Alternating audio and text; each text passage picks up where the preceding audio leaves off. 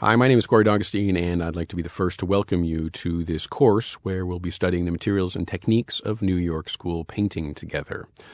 Just a quick word about myself. I am an art historian, I'm a conservator, and an artist as well, so I'll be bringing these different perspectives in as much as possible to the course. So let's begin by talking about who or what exactly the New York School was. And as a matter of fact, this is not really a school at all with a campus in a traditional sense. Instead, we're talking about a very interdisciplinary movement, painters and sculptors, but we're also talking about poets, writers, dancers, musicians, composers, etc. So we're talking about a very interesting moment in not only art history, but New York history. Begins somewhere in the 1930s and stretches somewhere into the 60s or maybe even the 70s. So where did it take place mostly? Well, down in Greenwich Village here in New York City, in Lower Manhattan, an area that at the time was very inexpensive. So all of these different kinds of artists really all lived within walking distance of one another, which goes a long way to understanding how this movement really cross-fertilized itself and became so rich so quickly. There wasn't a campus per se, but in fact there were three places that really the New York School took place at, we could say. One of them is, in fact, a bar. We're talking about the Cedar Bar, a tavern that no longer exists, unfortunately, but a place where many of the painters, specifically, of the New York School would gather literally on a nightly basis. Well, around the corner from the Cedar Bar was a place called the Club. And if the Cedar Bar was a bit of a riotous place, the Club was a much more serious, academic, civilized kind of a place where you'd give a nickel at the door and you would have a meeting where the business was art. And the question here was, how, as Americans, can we be taken seriously as modern artists? Because at that time, the idea of a modern American art movement was almost laughable, since the Europeans dominated the modern art worldwide, and Paris was the unquestioned center of modern creative activity. I'd be remiss here if we didn't talk about the role of the third part of the campus, so to speak, and that's the Museum of Modern Art. Part of the reason why these artists were able to grow up so quickly is because they had one of the greatest collections of modern art in the world to look at as often as they wanted to. So as we're looking at this image, we have actually a pretty high percentage of the New York School painters here in one room, and this is the Club. Willem de Kooning, perhaps the leader of this movement. I say perhaps because there wasn't one leader, but I think if we took a vote, most of these characters would nod in de Kooning's direction. Ad Reinhardt, an oppositional figure, later would become known as the father of minimalism. And this figure here is Alfred Barr, who's not an artist at all. He's an academic, and he was the founding director of the Museum of Modern Art. MoMA is founded in 1929. You're looking at the cover of a catalog, Cubism and Abstract Art. This is an exhibition at MoMA in 1936.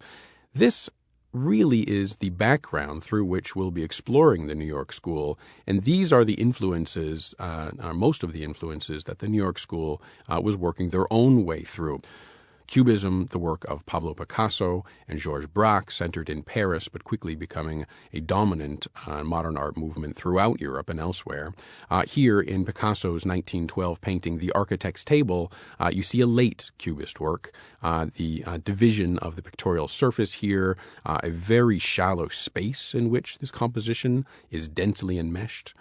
These are some very important references for Willem de Kooning, but not only de Kooning, since Jackson Pollock was also deeply interested in Cubism, and for Pollock even more so in Surrealism. Surrealism, a movement also European, which is deeply indebted to the thinking of Sigmund Freud and Carl Jung, an interest in the dream state versus the waking state, perhaps other realities out there, not just the one that we inhabit with our eyes open.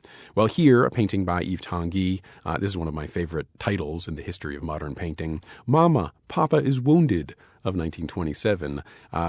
Some artists with a sense of humor. A sense of humor, something that is a bit lacking for many of the New York School artists, as they are deadly serious, deadly intent on moving the capital of the art world from Paris here to New York City. They got a hand in that process because, thanks to World War II, many of Europe's greatest, not only painters, but thinkers, moved here to New York City. In fact, Yves Tanguy, the painter of this image here, just lived uptown from many of the New York School artists who lived downtown. Pete Mondrian, whose homage to New York City, Broadway Boogie Woogie, painted in 1942 and the following year, also moved from the chaos of World War II in Europe to the relative calm of New York City. Mondrian also was very much accessible. Not only could the New York School artists go to MoMA to see Mondrian's works, but they could have a beer with him and learn modernism from one of the living sources of that movement. Hans Hofmann and his ally Josef Albers, these are two of the great color theorists and great painting instructors of the 20th century. Both of them are German, and both of them immigrated here to New York City. Hofmann set up a school downtown. Josef Albers here, we're looking at one of his many paintings called Homage to the Square. Albers was deeply interested in how colors are interdependent, because the same color will look different in your eye depending on what color it's adjacent to. Now let's switch from Alfred Barr's chart, mapping out all of the influences of Cubism and abstract art, to a kind of satire and ironization of that chart, this one penned by Ad Reinhardt. Reinhardt was an art historian himself, not only of European modernism, but of European Old Master painting and of East Asian, and we're talking specifically about Chinese and Japanese classicisms. Reinhardt was interested in Asian calligraphy, and these classical painting traditions will find that influence working its way into the gestural paintings of the New York School. And Reinhardt was also interested in philosophy, specifically in Zen or Chan Buddhism.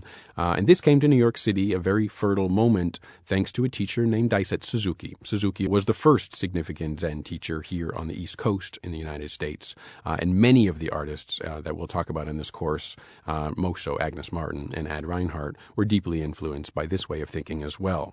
We'd also be remiss not to mention a Southern influence. Let's not forget that the influence of the great Mexican muralists is a huge impact on the New York School here. We're looking at a painting called Collective Suicide, 1936, painted by David Alfaro Siqueiros. Siqueiros here did most of his work in Mexico, but in 1936 sets up his own school, the Siqueiros Experimental Workshop. His prized pupil, Jackson Pollock. What did they do in this experimental workshop? Well, anything new with materials and techniques. Getting rid of the old, getting rid of the European, no more fine oil paints and fine brushes, etc., no more delicacy.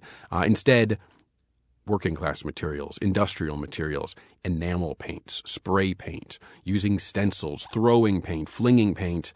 If this begins to sound a little bit like Jackson Pollock, you might be onto something. Let's take a look at another one of the iconic photos of the New York School, this one called The Irascibles. Well, we're talking, after all, about an avant-garde, a self-defined movement where the practitioners, the artists here that we're speaking about, consider themselves outside of society. In other words, society doesn't understand them, and that's a good thing. This is their critical distance. This is the way they define their strength, and it's an oppositional one. Now, the irascibles, and let's just talk about that word for a second. Irascible means angry or pissed off, something like that. What were they irascible about? An exhibition at the Metropolitan Museum that championed new American painting. Well, as you might imagine, none of these artists were in that show, hence their irascibility. Who are these artists? Well, let's introduce a couple new faces here. There's Barnett Newman. Here's Mark Rothko. And front and center, of course, here's Jackson Pollock, posing, cigarette dangling. This, Jackson Pollock's one number 31 of 1950, is really progressive new American painting. This is the kind of thing that they thought should have been recognized by the Metropolitan Museum. One of the stories of this course is that this was a struggle. It was a struggle from the get-go, and it was a very, very difficult moment for these artists to build themselves an avant-garde in New York City that really was not ready for one. This goes a long way into understanding how aggressive these artists had to be, how headstrong, in other words. And this is also the story of how New York did become the center of the art world. So what are the ideas that are being explored in this New York School group of painters that was so un-European, or what was so new? As a way to understand this, let's introduce two of the most important art historians who are associated with this movement. Harold Rosenberg was a poet, as a matter of fact, a New York School poet, and his way to understand what was so interesting, what was so new about the New York School painting, was called action painting. Rosenberg was thinking about the gestures, the physical movements, how the body moved in space, and how the painting was a kind of recorded image of that event. In other words, something performative transpired, and the painting is the leftovers, the reminder of something that occurred. In Jackson Pollock, we're talking about the torso, the hips, the knees, the shoulders, the wrist, the elbow, etc., the entire body dramatically inserting itself into the presence of this painting. On to Clement Greenberg. Greenberg's central drive is a term called medium specificity. For Greenberg, and by the way, for Ad Reinhardt and some of the other artists we'll study together, the role of a painter in the 1940s, in the 1950s, was to purify painting of anything external to it. In other words, get rid of subject matter. And here, if we look back at that Reinhardt image of the tree, it's subject matter that is weighing down this bow of the tree into the dustbin of history populated by, well, Encyclopedia Britannica and non-art sources like that. Well, already in this brief introduction, I think we can agree that this is some extraordinarily rich subject matter, and I'm looking forward to exploring this together over the coming weeks.